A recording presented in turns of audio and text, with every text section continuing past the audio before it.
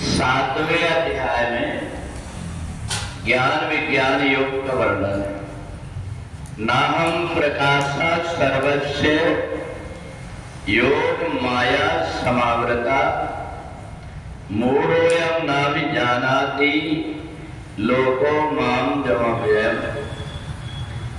भगवान कहते हैं कि हे अर्जुन, जिसकी आंख में माया का पर्दा पड़ा हुआ है वो संसार को और परमात्मा को ठीक से पहचान नहीं पाता, और जिसका पर्दा हट गया है वो परमात्मा को देख लेता है। सातवें अध्याय में दो प्रकार का ज्ञान है, एक विज्ञान है और एक ज्ञान है। सामान्य तरीके से प्रत्येक व्यक्ति को खाना पीना है, सोना है, इस बात का ज्ञान रहता है, ये सामान्य ज्ञान है। परंतु उनमें से कुछ व्यक्ति को ये लगता है कि जब वो देखता है कि संसार में दो पैर वाले व्यक्ति भी हैं और चार पैर वाले भी हैं, उन दोनों में तुलना करके देखता है कि परमात्मा ने इनको दो पैर वाले क्यों बनाया और किसी को चार पैर वाले क्यों बनाया। उसके मन के अंदर ये विचार यदि आया तो वो व्यक्ति विज्ञान से जुड़ा हुआ है, अगर वो खोज करने की सोचता है कि परमात्मा ने जो कुछ भी संसार बनाया, ये धरती काले रंग की, परंतु इसमें से कोई वस्तु जब टूटती है वो पीले और हरे रंग की क्यों रहती है। ऐसा उसके मन में विचार आता है। हम दाल चावल सब्जी रोटी खाते हैं, इनका अलग अलग रंग रहता है, परंतु हमारे शरीर में बनने वाला खून लाल ही क्यों बनता है। इस प्रकार से जब व्यक्ति के मन के अंदर ही विचार आने लगते हैं तो फिर वो खोजता है कि संसार को बनाने वाला इस संसार में कहीं छिपा हुआ है, और इसलिए परमात्मा की खोज करने के लिए कभी वो सत्संग में जाकर के बैठ जाता है, कभी माला फेरने लगता है, कभी भगवान की वाणी को सुनता है, और सुन करके वो सोचता है मेरे आसपास ही कहीं कुछ छिपा हुआ है, वो परमात्मा मेरे को कैसे दिखे, इसके लिए प्रयत्न करने लगता है। वो सोचता है कि अच्छे कर्म करूंगा तो शायद मेरे को परमात्मा दिख जाएंगे। वो दान करने लगता है, पुण्य करने लगता है, दूसरों की सहायता करने लगता है, परोपकार करने लगता है। ये सब प्रकार के गुण तब व्यक्ति के अंदर आते हैं जब उसके कदम परमात्मा की तरफ बढ़ने लगते हैं।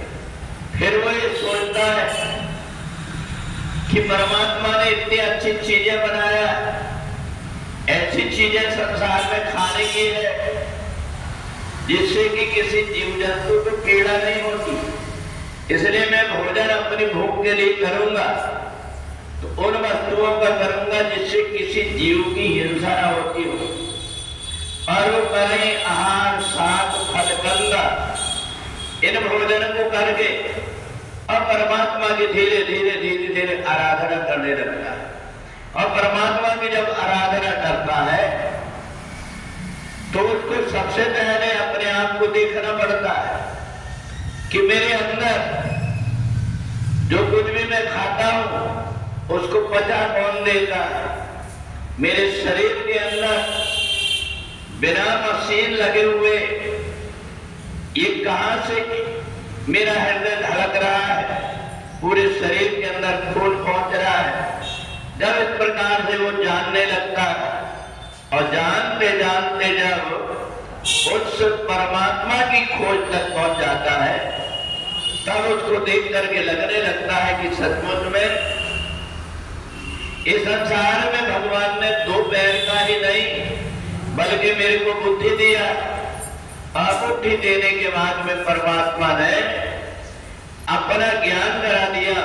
तो इसलिए जो व्यक्ति परमात्मा की भक्ति में लग जाता है, परमात्मा को खोजने लगता है, उसको विज्ञानी कहते हैं। इसके लिए कई बार प्राणायाम करता है, कई बार यज्ञ और हवन करता है। तो एक एक करके जब व्यक्ति अच्छी तरह अपने कर्म को बढ़ाने लगता है, वैसे वैसे उसको परमात्मा की अनुभूति होने लगती है। उसको लगने लगता है कि वह परमात्मा मेरे मित्र जैसे हर पल में मेरे साथ में रह करके मेरे प्रत्येक कर्म को देख रहा है। ऐसा मान करके जब वो परमात्मा के नजदीक पहुंचता है तो भले उसके पास कुछ ना हो, परंतु उसको अंदर से आनंद की अनुभूति होती है, एक सुख होता है। वो जब अपने जीवन का हिसाब लगाता है तो हिसाब में इस बात को देख लेता है कि भले मैंने कोई बहुत बड़ा दान पुण्य न किया, परंतु मेरे जीवन में किसी को सताया नहीं। इस प्रकार से जब उसके मन के अंदर आता है तो जब बुद्धि का प्रयोग करने लगता है, तो जब बुद्धि का प्रयोग करके व्यक्ति परमात्मा के नजदीक पहुंच जाता है तो अपूर्वमाण मचल प्रतिष्ठम, एक ऐसी गहरी शांति का अनुभव करता है। जब वो आकाश की तरफ देखता है तो भी विचित्र ढंग से परमात्मा को सोचता है कि कैसी कारीगरी है, एक भी खंभा नहीं लगा हुआ है, इतना बड़ा आकाश ढका हुआ है। बहुत प्रकार से जितने भी प्रकार के दृश्य को देखता है, नदियों की कलकल को सुनता है, तो उसको अनुभूति होने लगती है जिसने इस नदी को बनाया है ये उसके गुणगान कर रही है, तो क्यों ना मैं भी उसी परमात्मा का गुणगान करूं। और वो अपनी दिनचर्या ऐसी बना लेता है परमात्मा का चिंतन करते करते, और इस रूप में आकर के सब प्रकार के सुख सुविधा को भोग करके और परलोक में पहुंच करके आवागमन से मुक्त हो जाता है। बोले वृंदावन बिहारी लाल की जय।